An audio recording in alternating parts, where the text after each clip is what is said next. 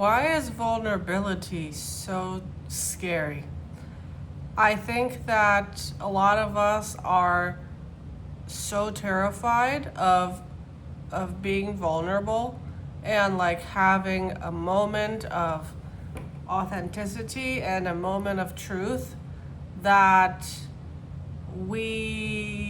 to us that's like the scariest thing in the world, and so we've all become such a performative society. Like, just open up Instagram and you'll see exactly what I mean. And YouTube, honestly, like everybody on here, anybody on these apps is just incredibly performative, and that's because I think we're just terrified of being vulnerable and terrified of just showing our true selves for a second. We see it as a weakness. We think of vulnerability as a weakness, as like, oh, if anybody saw the real me, they would have ammunition that they can use against me, or they would, like, I don't know something about, if I go into this with my heart on my sleeve and I just say what I think, then people will see the real me, and then, like, what if they don't like the real me? That's the other thing. Like, if we show up as our true selves, as our authentic selves, and people don't like that, that's devastating. Like, somebody not liking your true authentic self is devastating. But if I put on a mask and I come on here and I perform for you a little bit and I do a little song and dance and I tell you what you want to hear, then, like, if you like me, great. But if you don't like me, it's fine, because, like, I didn't show you my true self, so it won't be devastating to me. Like, it would be, I can recover for that because you don't know the real me.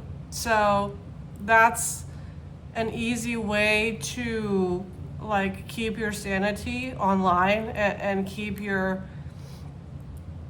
wits about you, I would say, like, is to avoid being vulnerable and to just follow these trends and to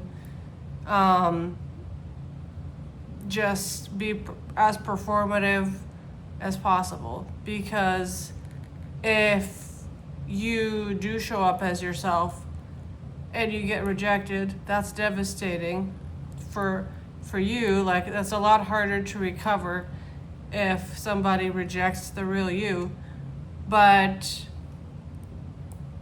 then again, if you just keep performing for the masses online, hoping that somebody will click on the video and like you, where does that leave you? You're like essentially like a monkey at a circus, like performing for people, hoping to get some applause, and you'll feel burnt out and exhausted, because who can perform 24/7, 365, right? Like, nobody. And so, yes, I think there are many reasons why vulnerability is scary, but to me, like, getting to the end of your life and realizing that you haven't accomplished anything because, or not anything, that you haven't accomplished the things that you cared about because you were too busy hiding who you truly were, that's really sad. And I would hate that. I would hate to be an 80-year-old grandma and, sit around the fireplace with my hopefully future grandchildren, and they ask me about my life, and I tell them, well, kids, like, unfortunately, I couldn't do what I wanted to do because I was so scared about what other people on the internet would think about me. And I didn't go for the things that I really wanted to go for.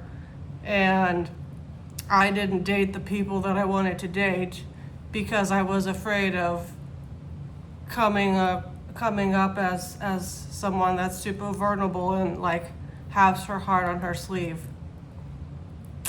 That would be a really sad story to tell.